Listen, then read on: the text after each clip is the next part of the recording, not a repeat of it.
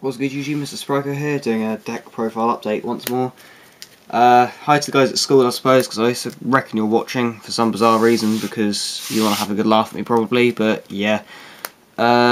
Basically went to Colchester again today, as you do. Entered a deck for a laugh, because there were people up there who kind of scare me, because they're kind of bigger than I am. So, I decided I was going to play my fun deck today.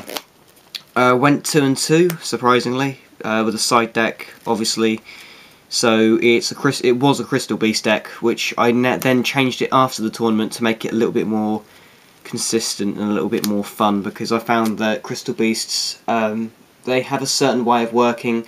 It's a way of being able to spam out everything and then go mental. But the problem is, with the introduction of Solemn Warning, what's the card? Crystal Abundance is no longer really that good, and with Royal Oppression still hanging around in side decks, Rainbow Dragon isn't as good either. I've already spent a minute rambling on, but basically I'll just show off the cards down here. We have 3 Sapphire Pegasus. I'll explain the cards after I've shown them. 2 Amber Mammoth, 3 Tigers, 3 Eagle. Again, I'll explain this in a bit, because I was only running 1 before, but 3, you'll see why. 2 Tortoise, I like that card. 2 Rubies, 1 Effect Veiler, and this is where the deck gets a little bit more confusing. 1 Lad, and 2 Doom Caliber Knights. Right, I'll take you through the spell cards next as well. Staples will move straight onto Dark Hole and Monster Reborn. 1 MST, 1 Trunade. Trunade's funny because you can get all the monsters back into your hand, and it gets confusing. Right. Moving on to the more weird stuff. 2 Rare Value is your draw power of the deck. 2 Crystal Beacon allows you to special out cards from the deck. 2 Crystal Release, it's equip spell and search power for the deck. 1 Blessing, bring stuff back. 2 Promise, allowing you to special out the beasts. And 1 Abundance, because you can't hit into 4 beasts as often, and again it just draws out Solemn Warning.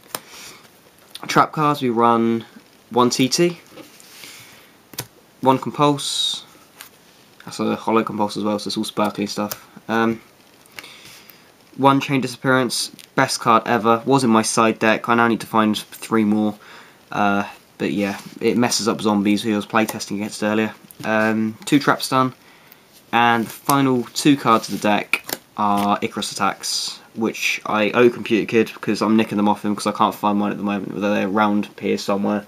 But amongst all the clothes and boxes and random tins and stuff, I just can't bother to look through.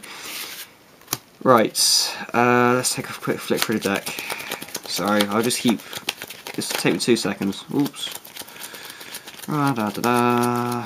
Whilst my viewers are bored.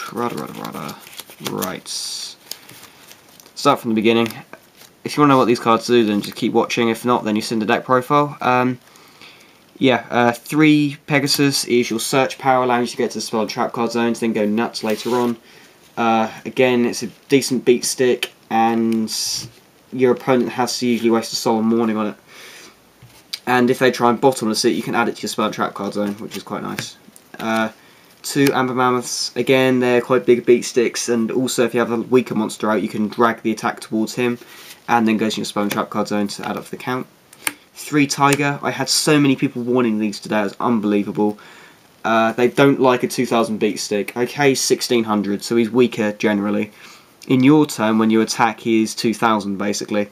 Again, that shuts down Doom Caliber Knight, but you make sure you attack with Doom Cali first, then go into these. Then generally they're going to have an effect monster face down, which Doom Cali can look after. Cobalt Eagle. Well, how the hell you pronounce it? I run him in 3 because you can abuse the Crystal Beast Pegasus with him, and also because I run the 2 Icarus Attacks. It's quite nice to have. Okay, he doesn't go to the spell and trap card zone, but being able to nuke your opponent's spells and traps is quite important in this deck, especially if you can manage to get these guys out quick enough and able to secure next turn. You can destroy spells and traps and any annoying monsters that you can't perhaps run over. Icarus attack just allows that little bit more versatility, and the eagle itself is actually quite good, other than the fact it can't be hollowed, which is quite annoying. The tortoise, again, it's a 2000 defense. Most people won't see it coming, and it allows you to attack and then go defensive as well. So you can attack with a weaker monster perhaps and then change it to defense in order to protect you. The rubies, mainly because you can sing a song about them, and I like singing songs. It also puts off the opponent quite a bit, and also it's a fairy, and I like fairies, and it's pink, and I like pink, and it's a cat, but I don't like cats. So yeah, what's the main point? Yeah, this guy, when it's special summoned, it can win you games.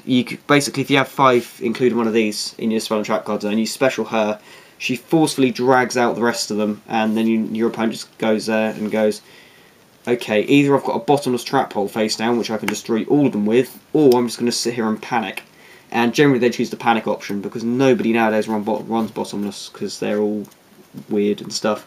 Effect value is just for basic protection, which is fair enough, and it's rare, so it's all kind of icky. Oh well, that's because I'm using the ultimate scrap still. 1 lad, because this day messing around with cards, I'm going to leave them alone now. Lad is interesting. I felt the deck needed a little bit more of a beat stick. It also allows the deck to, let's see, what's the best way of describing it? It allows protection that it didn't have beforehand, as well as access to 28 beat stick, plus another chance to go nuts. So you can summon out this guy by attributing 2 of your monsters. Okay, they're in the graveyard, whatever. When he dies, he drags the entire field with him, so if you've got any spare crystal beasts out here, they get dragged down here. And you can bring back a Pegasus, which allows you then to go to abundance. In theory, he's better than he actually is, but generally late game, Lad is quite good. You can take him out for something maybe like a Christia. Christia could work slightly nicer, because you could then abuse Carbuncle slightly more, but I like Lad, he's definitely interesting. 2 Doom Carbonites, mainly run these because I got given them, so that's the main reason behind that. Well, I traded for 1 and got given the other, so I want to run them. 2 seems to be a good number. It's a 19 beat stick and allows protection. You just need to make sure that when you use this, you don't use any of the Crystal Beast effects, because he'll kill himself as well as your Crystal Beast. So 2 seems an alright number, and I quite like him. Just allows more protection. Thunder Kings could be another option as well, I suppose. Staples, obviously, don't really need to explain them. Rare values, select 2 Crystal Beasts in your spell and trap card zone. Your opponent then sends 1 of them to the graveyard and you draw 2 cards. What's not good about that? Earlier I had both of these, or it might have been 3, I think I downed it. No, I was running 2. Used this, used another one, then with the 2 monsters they put back, I then used Blessing to get them back and went Ruby Carbuncle, and then they cried. Yeah, Blessing, just get 2 more back, either to the abundance count or for rare value.